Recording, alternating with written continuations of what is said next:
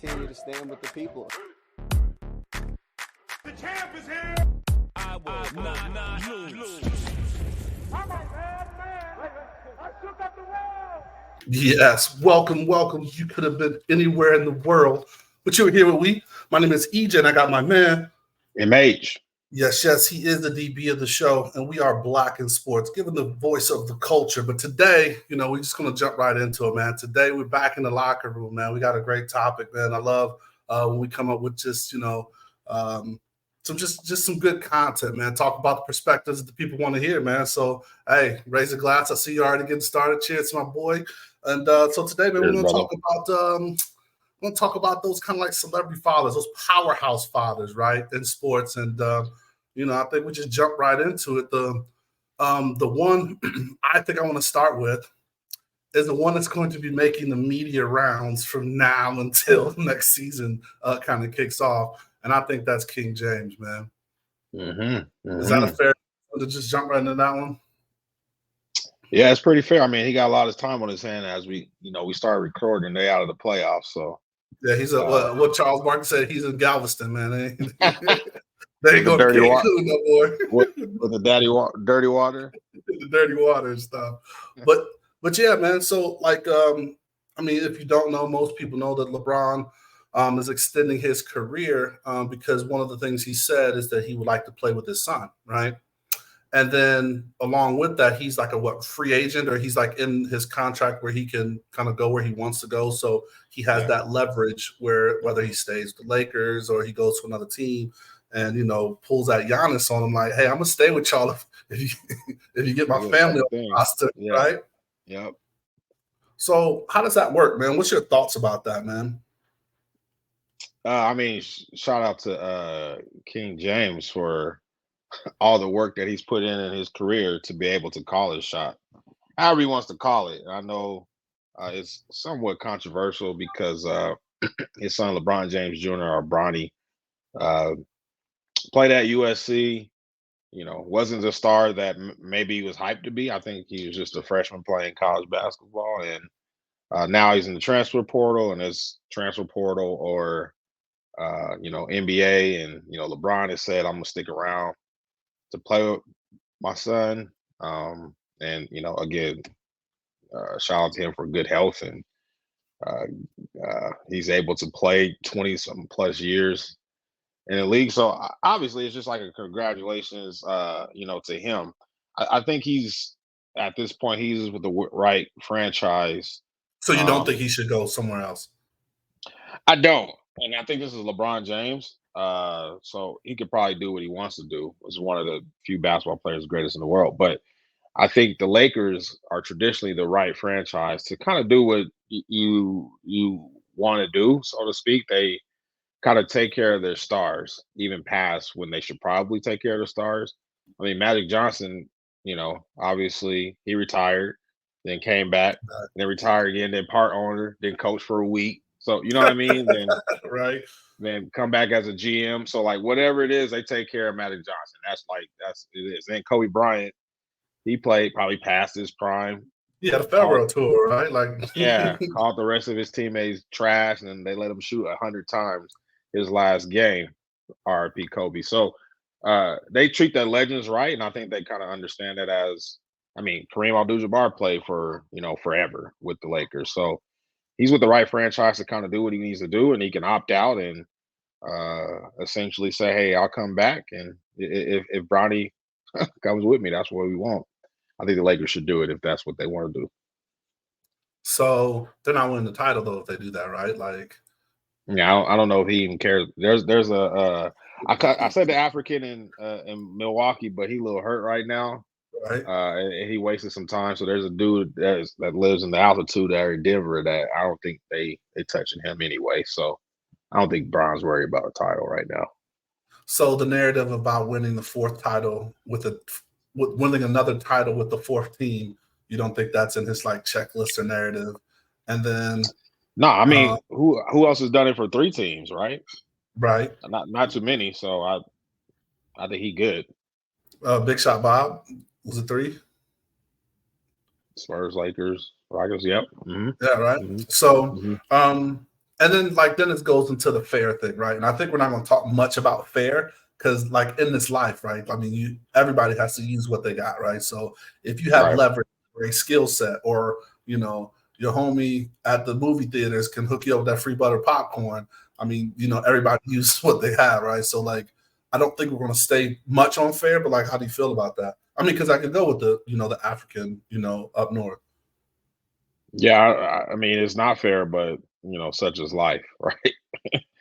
Such is life. He got a roster spot because that's who his dad is.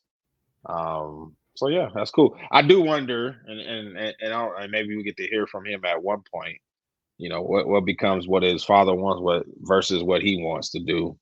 And I don't know if that's ever been asked to him or he's ever been public with it, but I'm sure they're in a good communication. So Now, that's the thing, right? Like, there's that borderline where you reap the rewards of who your father is, and then that time where every boy wants to be their own man.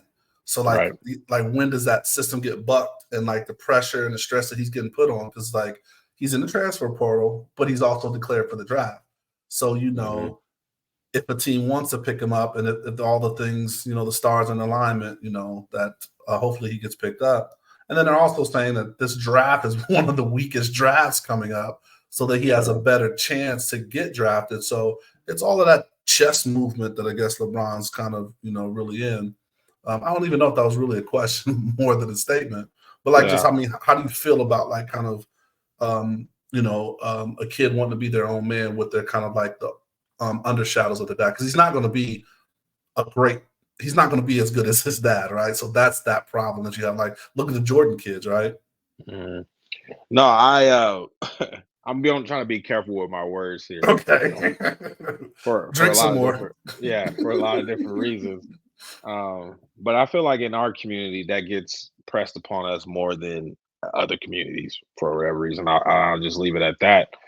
Um, as to where we feel that pressure, and I shouldn't say for everybody, but I just living in from my own experience is more pressure of like, hey, I want to do my own thing. I got out the mud for whatever reason. Whereas I don't think some of my other counterparts even thought that. If dad had Right. it laid out, I'm just doing what dad's, kind of doing. Now, for some reason, uh, I don't know, the media spins it differently when it comes to our culture. That's why I always say, like, the prodigal son, that story in the Bible, I'm like, yeah, that had to be a black dude because, like, Well, Jesus is black, so I mean, yeah, I mean, all of that, right? it had to be black dude because something happened where he had to just do whatever, be a knucklehead and go away. Like I don't know what pressure that is, whatever. Right. So, um, yeah, I just hope for Bronny's sake, he can't help that who his dad is, and he should be proud of who his dad is. And if dad set the way, there's a million other people in this country that has been the premise for. So he should just walk into it. I don't know. Easier said than done, I guess. Big time, right? And like all the focus is on him, but I think who's going to reap the benefits is the what's his other son, Oh, Bryce. Bryce, right? Like, Hmm. because he's still out there doing his thing, right? Like, and they're saying that he's maybe a little bit better, in some respects, maybe because less pressure, just kind of seeing it through multiple layers. But yeah, they're in a pretty good situation, and they got that calling the shots. Yeah, I mean, I don't know if it was any different from like the Mannings. Um, I don't know what the narrative was. It's different times, right? So not everybody had an option or a vehicle to just say whatever they want to on social. But I don't remember, from my perspective, I don't remember those type of pressures on Peyton and Eli. It's just like, no, they Archie's kids. They're just gonna do what they do. You know what I mean? So So like, great transition. So I guess we're done with LeBron. So let's just jump in because that was another one I had on there, right? Because like we're not just talking about fathers in sports, right? Because that would take us down a whole nother path of who we could talk about. What we're talking about, like power players in the sports that like really making moves and doing things. And Archie's definitely one that definitely have down about. And not so much with Peyton, like maybe helped structure some deals, and we really don't know behind the scenes, but the ones that we all know is a splash when the boy said, man, y'all can draft me, man. I ain't coming playing with y'all. Like, really change his draft position and where he wanted to play to be in a better market and not be in the same division as his brother. So that was a hell of a power play, and they let him get away with that shit. Yeah, and he should. I honestly feel as much as he got hit upside his head in New Orleans, he deserved to make that power play. He didn't want his son to go through the same thing. Go through the same stuff. Yeah. So, but like, it's so funny because people do forget like that was done, right? And so when that was done, and it's going to be interesting to hear the narrative of, LeBron, and then maybe a couple of others that we talk about. But yeah, Archie did it. It was known he did. Well, he wasn't called selfish. He wasn't told that he's like working strings or doing stuff, out of context. It was he's doing the best thing for his son. So it's going to be interesting to see these narratives, roll out on some of the people we're talking about, and then just some of the people that, already was in that situation, right? Because it's like, I guess I'll jump to LeVar Ball would be another one on my list.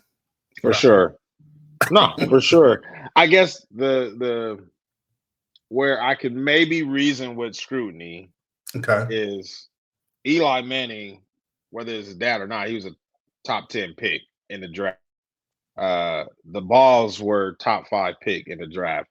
Now, I don't know if Bronny Warren's a top 5 pick in the draft yet. I'm not saying that that wouldn't happen in the future. Well, he's gonna have just some miraculous offseason, or I don't know what happens. Get with lethal shooter over the training. Okay. So maybe this is a little bit a different path where your kid may not be to where the top of the top echelon is, so to speak, but he's still getting a roster spot. So maybe this is new territory that we're crossing, that he's really swinging his power. Okay. No, that's a great point. Because LeVar's son, so he's got what, 2.5 sons in the league, right? No. All right. So, but he called his shot, right? Like, he was this boisterous, loud dad, and he did it. And I mean, we can go back to the culture. Like, I think, you go to Archie, who played chess, which is more like what LeBron is doing, playing chess, and he's always like cerebral and says things but doesn't say things. But LeVar just like, no, I'm gonna tell you how it's gonna go. My son's going to the Lakers, and he's gonna be, like, he was calling his mother shots, right? So, total different perspective. And then he got beat up for it, right? Like, he was a Looney Tune. He did. Mm-hmm. But he called his shots, and he's got, So what we say, 2 out of 3 ain't bad. Like, so, LaMelo. Was it LiAngelo and Lonzo? Lonzo, there. Couldn't get it wrong. Mm-hmm. And TBD, what their careers are, but like, to get 3 of your sons in the league, and even though one's kind of in and out of the league, G League, and's getting some burn or whatever, like, that's pretty impactful. No, it most definitely is impactful. And to not have the cachet of a Manning or LeBron, right? Like, for sure. Right, just that will, hunger, support that, as you're getting into being a soccer dad right now, those extra days and time that you're spending out there, feeding them, going out to what they're training and just being a part of their lives and just kind of supporting them in their efforts and their goals. Like, he did it like the long way, as they say sometimes. Oh, for sure. And you hit on something that's really interesting. I actually had a conversation with a coworker about this today, is that I kind of understand my parents a little bit more now as I get older, and kind of say like, oh, they just trying to, kind of figure out. So I think what you said of supporting your kids' dreams and, doing the best that you know how to do.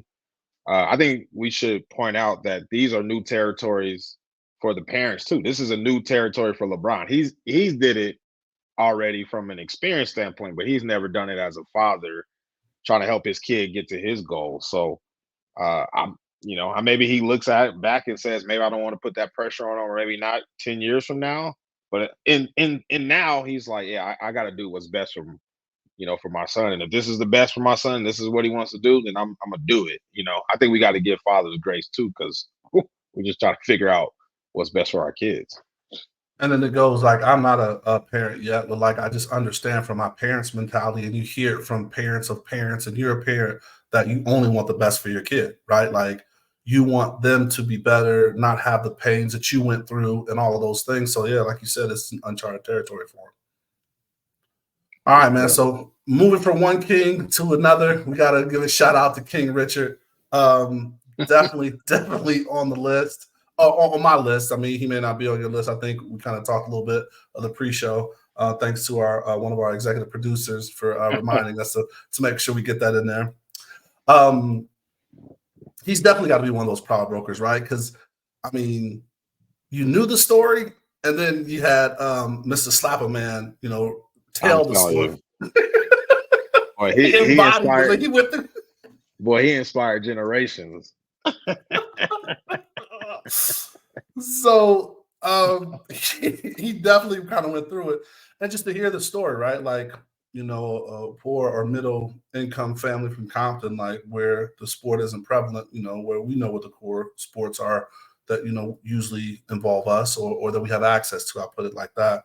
Mm-hmm. And he was a power broker, right? Like some of the moves he made to get them to where they were, right? Like it wasn't just like following their passion, like sending out the videos to the people, playing with them at the park, getting them, at the school in Florida, which was I think the early IMG Academy, and just kind of going through that whole spirit, and then just taking them out, doing things the different way. It's like my way, like no, this is how we're going to do it. What he said, I have a plan, I have the playbook. So he kept talking about the playbook, and even borderline kind of where they say that genius and insanity, that line where it mixes. He definitely put some power moves together. 100%. And I heard John McEnroe speak at a function recently, and I didn't realize John McEnroe was like a whiz kid too. Oh, really? Yeah, and he kind of got pushed through the system, obviously for his skill set, but he was a real smart kid anyway. And they found he got pushed through the system in New York and obviously Stanford, and did his thing, at the highest level pretty early. But hearing his story and brief parts of his story, and then thinking about King Richard, I honestly don't think he gets enough credit to navigating that sport the way he did for two young Black girls to succeed. And obviously, they, he set the pathway and they ran through that thing. I mean, just ran through the playbook. I don't even think I honestly, maybe I shouldn't say that. I honestly don't know if he knew how maybe he did know how special he it did, is, but because he said, "I got two Michael Jordans." He did. So I say he did. But to navigate that sport where it is, that country club type of atmosphere is like is rare and special. So yeah, he did it his way, and I think he could rest easy on that. So it's a phenomenal story. And then we'll probably jump back to this, so maybe we'll lead back into some more with this next person. But like even the deal that they got, right? Like how they operated the deal was like, no, let her, if she wants to prove it, she wants to do it this way. And got like one of the biggest, kind of Reebok deals, I think, when they first started off, before they're switching and all that good stuff. So so I do want to lead kind of like from this to NIL, talking about, you got to talk about Coach Prime as a power dad, right? I mean, you can't have this conversation in today's kind of time period without talking about Coach, man. So I'm gonna let you do this lead in if there's anything you want to start with, because like I got a couple of things that I want to ask you and kind of dance around, because he has, I think, the most, right, in a whole kind of package of what he's doing. Yeah, I think his story is really interesting, and it's almost, I'm not going to compare him to LeVar Ball. Obviously, Deion Sanders is like LeBron James, right? As far as just legacy in their sport, but his story is like interesting to me in a lot of different ways. For one, like I said, he is like the LeBron James or whatever in his sport. Correct. But he has been their coach, particularly Shedeur, like throughout their upbringing, right? And so I just kind of think back into, we play youth ball, and there was always the coach's kid type thing. And he's literally been his kids have literally been their coach like throughout. So I do wonder, how many dads would be like, man, they're not coaching my son right, man. LeVar Ball still says it. My boys never got hurt with me when they were running hills. They do all these bad stuff. So like, if you have the opportunity to truly coach your kids kind of throughout their progress, their process, and you feel like you know how to coach them the best, and you do. I mean, I would, or maybe you do. That you birthed them, so to speak. I don't know how many people have the opportunity to actually do that.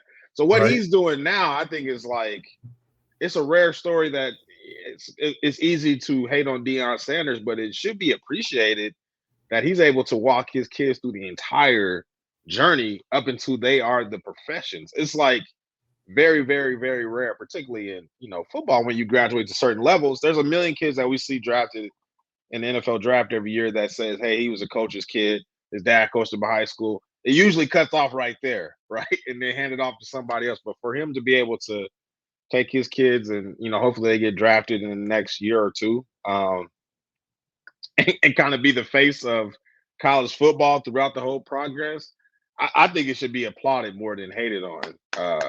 And I think it's easy to hate on Deion because that's who he is. But, I mean, it's a crazy story, bro. And so for me, one of the things that I was thinking about, like as we did the show prep for this, was he kind of is a different act, right? Because we talk about LeBron clearing the way, or even, the others clearing the way for something that they did, right? Mm-hmm. To where Deion is actually winning or getting his second act because of the kids, right? Because now, if I got two talented kids and you want my kids to come play for you, you're going to give me a coaching job, right? So like, what does that help the high school and all the other programs, the AAU programs, whatever, that he was a part of? Like we got Deion as a coach. So you're going to come play with us. There's some endorsement things that may come. There's some money things that come, until that now you went and you took that from, coaching with, because we talk about the coaching track, right? Like there's very few opportunities for you to get through the coaching track. And this dude's now at a Division I PWI, right? Like he has been coaching for a while, but his coaching tenure is not like, most that are going through and saying, I am setting out to do this and putting that time. So I think somehow he's getting like his second act along with his kids while he's still opening those doors for his kids. 100%. And I think we'll really figure out how long the second act is after this season is, and we'll see who's drafted and how he continues. Because I think we even mentioned it on the live or correct in the locker room, that is just like, hey, while he was at JSU, I think his main focus was to get his kids into the league, right? And so we're getting close to that time. So it's really interesting to see. And for all his reports lately, he's been like, hey, what he says, I'm a father, not a baby daddy, so I don't follow my kids. I lead them or whatever. They follow me. So we'll see how much of that is the thing as they continue to go on. But it is fairly interesting. But he got to stay off Twitter though, bro. Come on, man. Come on, coach. That's a part of him now. Hey, man, let it go. And I mean, he's helped not only his two kids on the field, he's helped his son with his media company. So like, I'm pretty sure like doing like the video content. So whenever he gets a Nike deal or he's doing whatever, like they's like, no, I want you to use some of his footage, or he needs to be involved. And I'm pretty sure that's going to roll off until these guys, when they go into the pros, he's going to be right. So it's gonna be that guy with that iPhone. Bro, he about to make a lot of people mad with that iPhone. And that was the funniest when he was at the game and just seeing everybody with that iPhone footage. So, but no, and then I mean his daughter, right? Like, so we'll see what happens. She left Colorado. Well, she went to Colorado with the family. She left, and so she's now back at another HBCU. I don't recall which one it was, but they're all in a KFC commercial. So right. So the NIL money of him is at a different level because he's bringing his kids along with the university and all of those things. So, and we see the same because now in the breadth of the NIL deals is Bronny and Shador Sure. in the top five, right? Yeah. When you're talking about overall, I do wonder with Deion as just take Deion Sanders the father. I don't know. I remember Deion Sanders Jr. actually being at SMU. I just kind of remember seeing highlights and things like that when he played, and it was obviously a different time. I don't know where Deion was. Maybe Deion was on TV. Maybe he was doing his reporting thing at that point. But I do wonder sometimes that he's like, if I could have did it this way, maybe Deion Jr. would have, and maybe Deion Jr. didn't want to play anymore. I don't know, but I wonder if he's like, okay, I learned from this situation, Shador and Shiloh, this is how we're gonna do you, or does he just really see like, hey, I've been around a lot of athletes, I know Shador is that special, so yeah, I am going to hype them as much as I possibly because he is the real deal. It might be a combination of both. I don't know. No, that's a great question. And it is, right? Then it goes back into that parent thing, right? Like, your kids, right? Mm-hmm. So he could have been assessing that, like, as he's coaching or being around. And you're right, like, maybe the other roles and things that he had going on, but also those other roles, like, he wasn't that guy to make him say, like, no, I need to quit this to focus on that. To where he felt his son, like, no, this kid is that deal. This is the one. Yeah. This is the one, right? And you understand that. Especially maybe even the position he was playing and all of those things that kind of go into it. So that's a great point. And we won't know, right? But we definitely see where this is going. So definitely. I mean, he'll rank a kid in a minute. So his favorite. He'll let you know. He'll let him know what the poll is. So maybe he'll just tell us himself. I love the poll. All right. So, and no Diddy on that. So my last one, because you may have a surprise, because you always are good with a surprise, and I do want to throw a spin at you. But so, what do you think about Earl Woods? Oh man, would you? You know what? He wasn't one I was immediately thinking about. Okay, but also a super shout out to Earl Woods and his I feel really bad for Earl Woods though. Okay, talk to me. Because when Tiger was going through his thing, when Earl Woods was not on this planet to even like have an interview to defend himself or to be like, get off my son or whatever the case is. They just I learned this from my dad type thing. And I was like, yo, my dad had other women and like he cheated on my mom. Bro. Like, that one thing I would never do. As a grown adult, kids always need to stay in kids' spot, no matter how old you are. I ain't gonna never be my dad, even you know what I mean? Like stay in your kid's spot. So that really has always changed my mind about Tiger Woods. It's just like, hey, bro, your dad's not here. You don't have to put your dad's business in the street. That ain't nothing to do with you. Like, that's you. You whatever you are, you take ownership of that, bro. Like, I just didn't like that. I didn't like that. I didn't like that. Throwing on Pop when I was there. Man. Pop ain't around, bro. Pop ain't right. That ain't after right. After all Pop did for you, but Pop that's not right. Taught him the game at a young age, let him come out there, even if there was other girls at the golf course, what have you. Allegedly, right? Hey, swing the clubs. Turn around. Don't worry about this car girl over here. Give me drinks. Don't even worry about that. Just keep swinging. I'll be right back. But no, your shoulder. Align your shoulders. Hey, what you looking over here? Keep your head down. Why don't you keep your head down? I got another stroke going on. Okay, now let's get back on topic. So, but no, he did those things like the power moves of like getting him on like Johnny Carson, whatever the late night TV show was at that time, and setting up the stuff in the basement and just getting video. Like they got the video of him in the high chair watching Pop swing. You know what I mean? So I think he did those power moves and supported. And it didn't really come into like what their kind of income was and things like that. But to put your kid through Stanford, I mean, that's not no cheap way, whether he had a scholarship or not, right? So it was all the things that he did to groom him.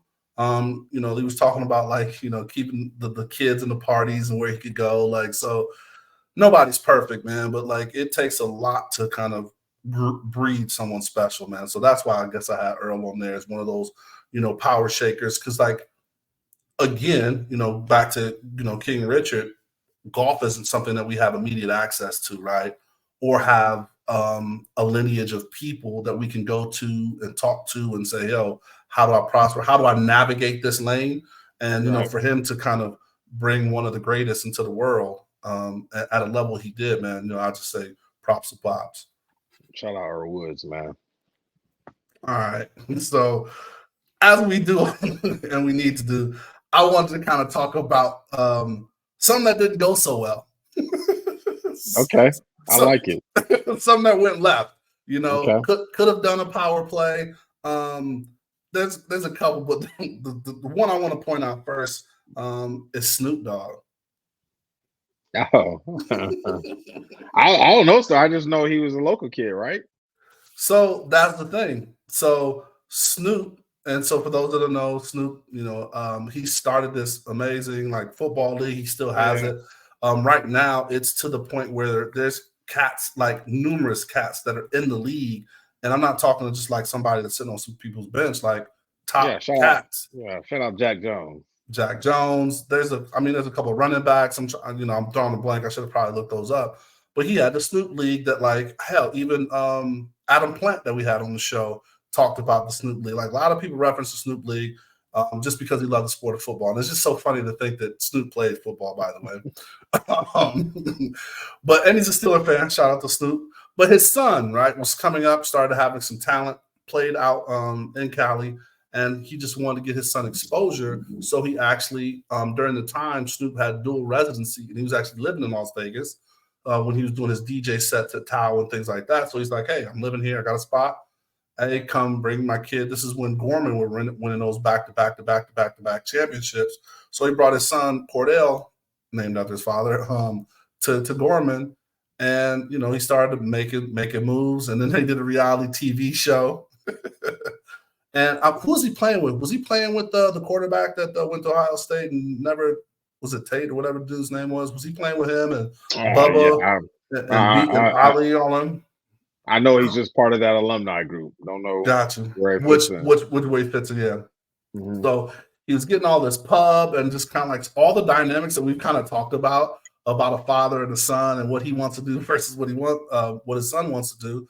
The show went all the way, and his son got a college scholarship, and he went to UCLA, which is against his dad. So if you don't know, Snoop is a really big Trojan USC fan. He talks about it, he reps them, and it was that, I don't want to do what my father is telling me to do. I want to make my own lane. And then he ended up like dropping off the team because I think at that same time, wasn't Diddy's son playing on the team? Got recruited. Diddy's son played DB. So they were both at that school around the same time. There's some other incidents that went down. But I think that that's a fail, right? Like, because he ended up doing like 1 year, and he ended up dropping from the football team and going into film school. And we haven't heard from him since. So that's definitely a fail in my book. Maybe. Seeing Snoop and Baby Boy and seeing him run routes and other movies, it may not have been a failed thing. He just reached his max just based on just pure genetics. I don't know. And this is no disrespect to legendary Snoop, but there's a cap for all of us. Junior, all right. Go ahead. Let's not mistake Snoop for LeBron James when it comes to athletic ability. Yeah, Uncle Auntie Snoop. Yeah, but hey, shout out to Snoop and his Skechers deal. We brought it up in the recap. Yeah, when we started, and we were actually during the pre-show looking through some of those slide-ins are kind of dope. So Snoop cut the check, send us a check, and we'll pub it for you. 100%. Another one, I guess, that I would put out there as a fail, because he definitely has like his own strides. Master P. What do you think about Master P? Right? Um, very influential. Like changed the rap game. Like no matter if you like that style of music, whatever, he changed the rap game. Independent artist, how he formed No Limit, did his thing, and then just really pushed entrepreneurship. Still to this day, I was hoping he would get Reebok. I still don't know what happened with him because he was supposed to buy Reebok, and now Shaq and Allen Iverson on the board of Reebok, and you don't hear nothing about Master P, Percy, but his son, right? So Lil Romeo, he helped Lil Romeo with a rap career, a movie career, and then he actually got him to go to USC. And did he play? Did he play for a couple of years? He was somebody's roommate, but no, he and this is no disrespect. All disrespect. I think he played a year or two, but I think he was around for 2 years. I put it that way. But he's also somebody's roommate at that point, which this individual probably should give love to P too, because he put him on. Or he was a part of that whole circle. He was like the talent, obviously, behind it, DeMar DeRozan. But that's like, that was like Romeo's boy. And part of his story was Romeo. And obviously, DeMar DeRozan has played in the NBA for a long time, and he's made his own path. But he should probably give some love to P2 on that, bro. to old Percy on that. To old Percy. So, I mean, he attempted to move and maneuver and like put him in the best place. And it's sad. Is their beef over? Like, wasn't it like last summer they was beefing and hated each other? It's like let's Pops and his son? Yeah, man. I can't. I don't keep up with that. What's T.I.'s son name? What's Prince? Is it Prince or the other one? What's King is? Oh, man, I just can't keep up with. And then beef against Pops. Yeah, what's LaCoy Ray and yeah, just beefing. Come on, man. I can't keep up with it, bro. Hey, fathers go through a lot, man. We need to give them some grace, man. give them like you said. What Earl Wood said, keep your head down. Keep your head down. I got an honorable mention. All right. We did bring up his name. And there was some, what do you call them, correlations or maybe some regency kind of Adam Plant. All right. A shout out to Adam Plant. We have a big Plant on the show. He's one of your celebrity security guards. And, of course, now he's really doing big things with Tasty Teas, him and his wife, Mr. Speaker Plant. But he even mentioned on his show that, like, he played ball with LeVar Ball when they were at the was it the semi-pro team or was it the college? Junior college. Yeah. Mm-hmm. So he actually was doing that for his son, right? Like if you follow him or if you hopefully followed him after the show or you kind of he really always kept us in the loop of what his son was doing. From the time he was coming out of high school, he was one of the Gorman kids. So he was disrupting and tearing stuff up here with the Gorman and won a couple of championships when he was in high school.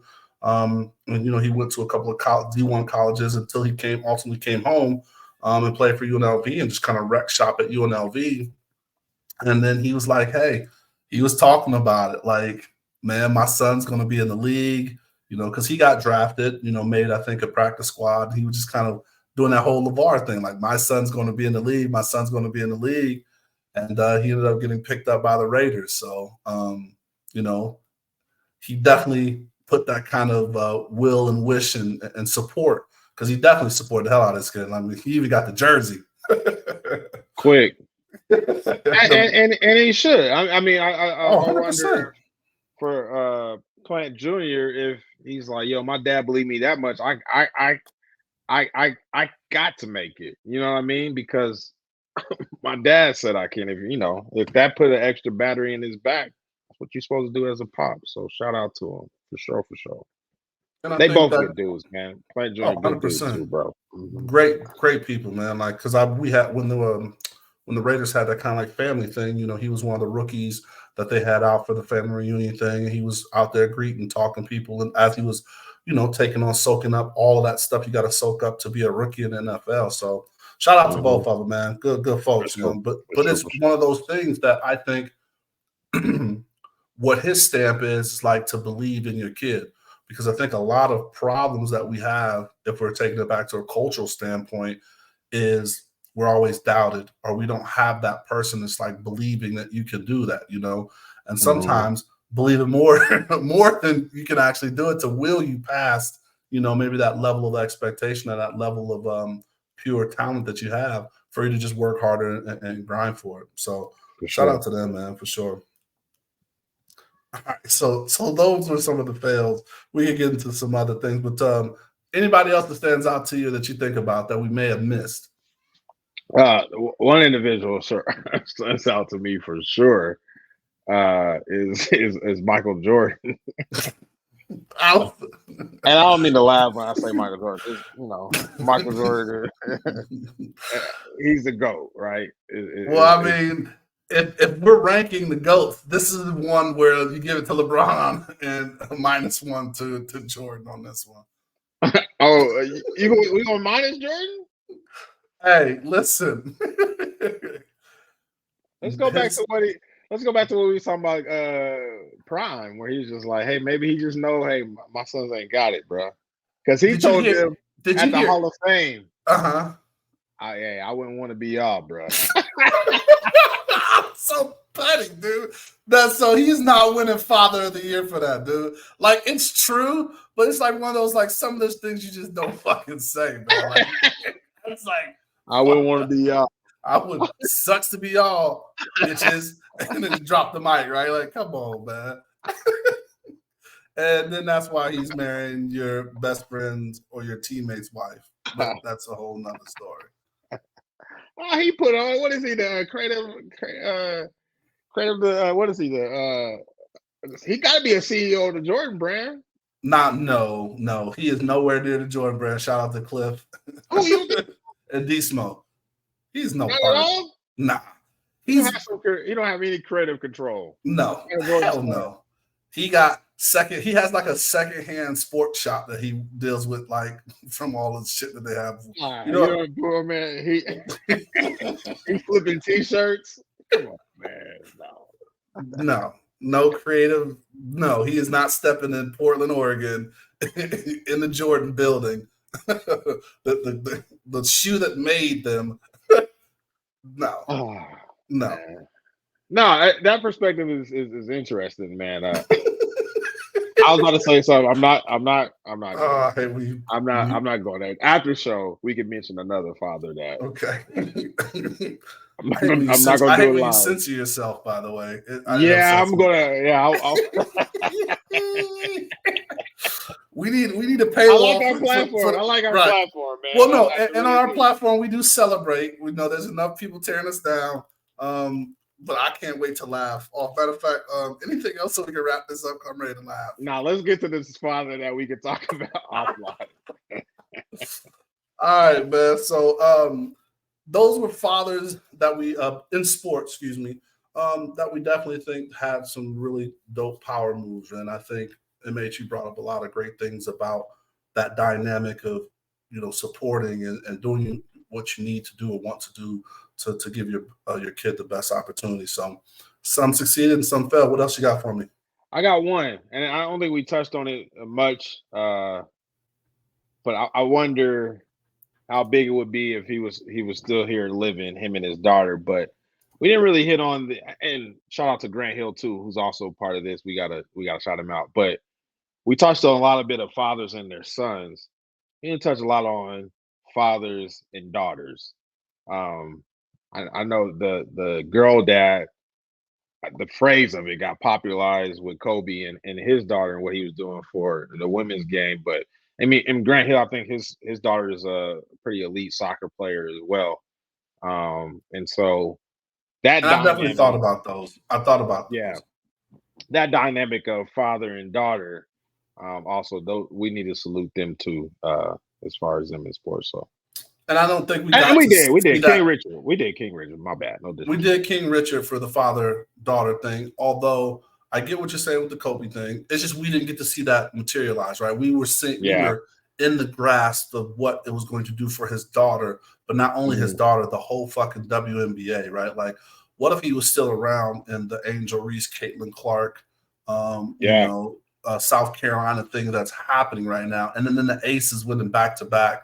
Let's go. They're going to win the third. But if he was around and, his proximity of bringing his daughter here. So, no, that's a definitely great one where his momentum and him making the Mamba Academy and all the things and how he would be sitting at the courtside, like such a special moment, sitting courtside, like talking X's and O's, like you see that. And to get that from your dad, like she's going to be a beast, Yeah. And maybe Kobe already saw it because I feel like the sport is where Kobe was like, hey, this is where the sport should be, right? And it is where it is. It's getting to where I think he envisioned it now. And obviously he was always in it with his daughter, but shout out to Kobe on that. Absolutely. And it's not like, Dennis Rodman's daughter's doing big things, but it's not like because of him. So we couldn't put that, but she's killing it in the soccer world, the pay and what she's doing for the, the Olympics coming up. So it's going to be awesome to see what she does.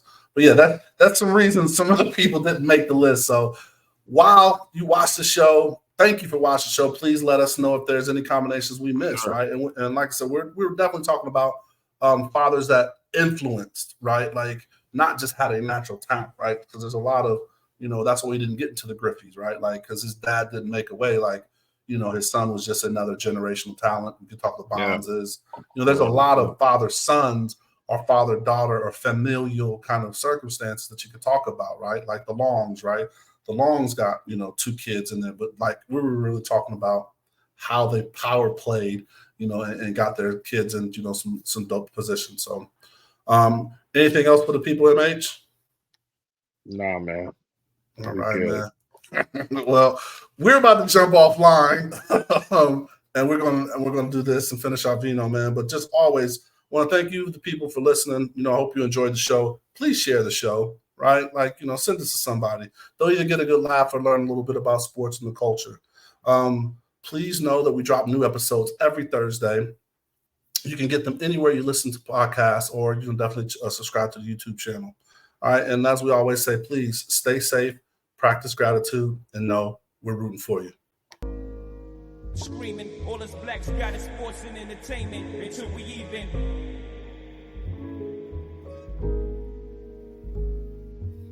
Assuming I'm rooting for everybody that's black.